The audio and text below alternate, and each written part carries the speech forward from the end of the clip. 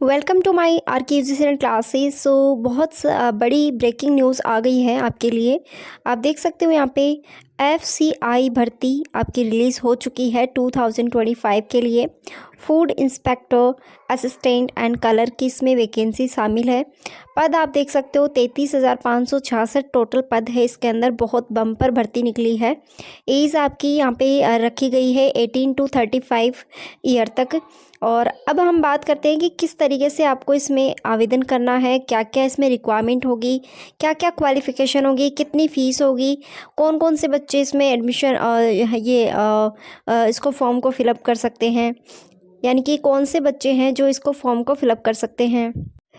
FCI recruitment 2025 भारतीय खाद्य निगम यानी कि food corporation of India, FCI इसकी फुल फॉर्म क्या है, फूड कॉरपोरेशन ऑफ इंडिया 2025 के लिए एक बड़ी भर्ती अभियान की घोषणा की है। और इस भर्ती में कुल 33,566 रिक्त पद यानी कि बताए गए हैं या निकली गई हैं, जिसमें सेकंड ग्रेड, थर्ड ग्रेड और फोर्थ ग्रेड के पद शामिल हैं। और यह भर्ती देश भर के युवाओं के लिए सरकारी नौकरी पाने का एक सुनहरा अवसर हो सकता है। यहाँ पर इसमें जो कह सकते हैं कि जो पद है वो है डिपो मैनेजर का, जनरल मैनेजर का, टेक्नीशियन का, अकाउंटेंट का, सिविल इंजीनियरिंग का, टाइपिस्ट, स्टेनोग्राफर, वॉचमैन और जैसे पद शामिल है, जो कि बहुत ही अच्छे यहाँ पे पद बताए गए हैं। आप इसमें आवेदन करके इसमें क्या कर सकते हो, अपना फॉर्म फिलअप कर सकते हो। जैसा कि मैंने आपको बताया कि संगठन का नाम क्या है, भारतीय खाद्य निगम, ठीक है। और कुल रिक्तियाँ यहाँ पे पद बताए गए हैं। और इसका जो फॉर्म है वो आपको ऑनलाइन मोड पे करना पड़ेगा। आवेदन तिथि आपको बहुत जल्दी देखने को मिल जाएगी, ठीक है। और इसका जो एग्ज़ाम डेट है वो भी आपको मार्च और अप्रैल में देखने को मिल जाएगा। अगर आपको इसका प्रिपरेशन करना है तो आप अभी से इसकी प्रिपरेशन इसकी स्टार्ट कर सकते हो। और इसका जो चयन प्रक्रिया है वो यहाँ पे बोला गया है कि ऑनलाइन परीक्षा होगी प्लस यहाँ पे इंटरव्यू रखा गया है। इस प्रक्रिया के आधार पे ही इसमें आपका जो है वो आपकी जॉब लगेगी। जैसे कि मैंने आपको अभी बताया कि इसमें पद जो है वो शामिल है manager, general depot, moment accounts, technician, civil engineering, electronic, mechanical engineering, Hindi अधिकारी, assistant grade, junior engineering, stenographer grade, typist, watchman, इन सब की क्या है वैकेंसीज निकली हैं। बात कर लेते हैं कि इसमें क्वालिफ़िकेशन क्या मांगा गया है।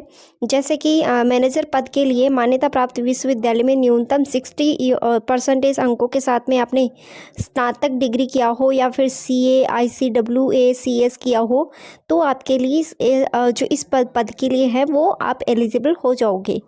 मैनेजर अकाउंटेंट के लिए आपको क्या करना है, आपके पास में BCom हो या फिर आपने MBA किया हो फाइनेंस, यानी कि यहाँ पे बोला है BCom के साथ में MBA होना चाहिए फाइनेंस से रिलेटेड, ठीक है ना, तब आप इसमें अप्लाई कर सकते हो।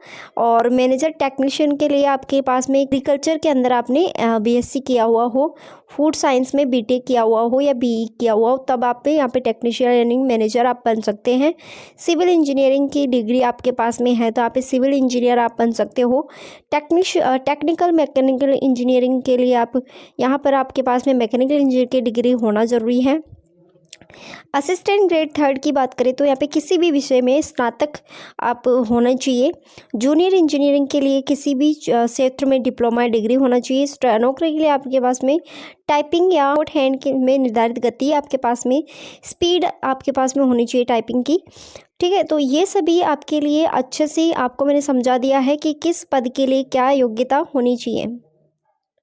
अब बात कर लेते हैं यहाँ पे आयु सीमा की। जो एफसीआई में जो आयु सीमा रखी गई है, मिनिमम यहाँ पे 18 वर्ष है यानी कि 18 ईयर्स है।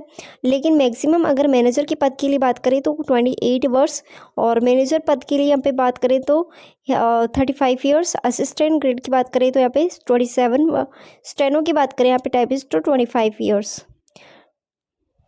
यहाँ पे कुछ ये जो SC ST वर्ग के जो जितने भी स्टूडेंट्स हैं उनके लिए यहाँ पे रिलैक्सेशन दिया हुआ है 5 ईयर्स का। तो आप इससे 5 प्लस ऐड कर देना जितने भी SC ST जो है इसमें, और OBC के जो भी है इसमें 3 प्लस कर देना, ठीक है ना, इन ईयर्स में, तब आपको यहाँ पे क्या है रिलैक्सेशन दिया गया है।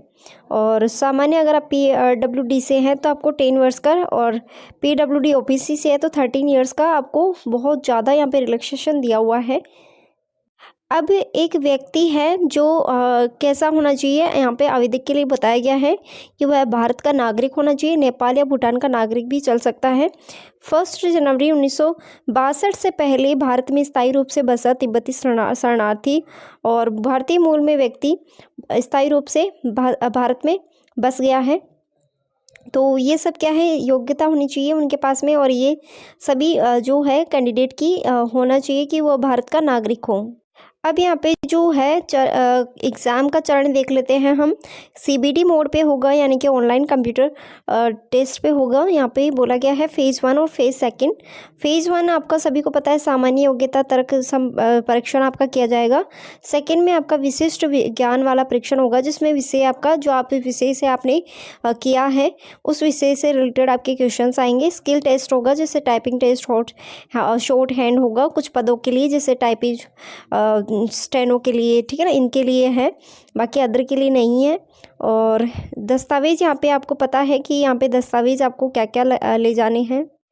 फिर यहाँ पर बोला है इंटरव्यू, कुछ पदों के लिए, उच्च पदों के लिए इंटरव्यू रखा गया है और मेडिकल टेस्ट रखा गया है।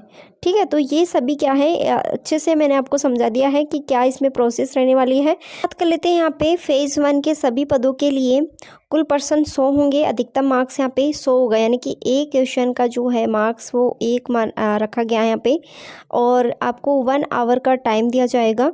और सभी जो फेज़ 1 है वो सभी पदों के लिए होगा, ऐसा नहीं कि अलग अलग होगा, सभी पदों के लिए फेज़ 1 ज़रूरी है। और अगर फेज़ 2 की बात करें तो यहाँ पर विषयवार की अलग अलग रखा गया है, जैसे अंग्रेजी भाषा, तर्क शक्ति, मैथमेटिक्स, ठीक है ना, GK, ये सभी 25-25 क्वेश्चन होंगे। तो इसका विभाजन किया गया है 100 क्वेश्चनों का। नेक्स्ट यहाँ पे जो फेज़ 2 होगा वो यहाँ पे बोला गया पद विशिष्ट के लिए होगा, जिसमें आपके अलग अलग पदों पे सेकंड फेज़ लिया जाएगा।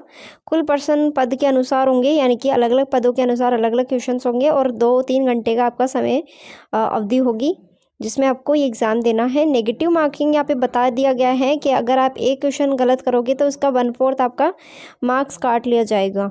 ठीक है, आई होप कि आपको ये पूरी डिटेल आपको समझ में आ गई होगी। अभी इसका नोटिफिकेशन आउट होने वाला है आने वाले अपकमिंग टाइम में, तो मैं आपको ज़रूर बताऊँगी। Thank you so much for watching this video. Please ज़्यादा से ज़्यादा शेयर करें। जो FCI रिक्रूटमेंट के लिए वेटिंग कर रहे थे उनके पास में आप ज़रूर भेजिए इस वीडियो को। Thank you so much for watching this video. मिलते हैं नेक्स्ट अपडेट के साथ।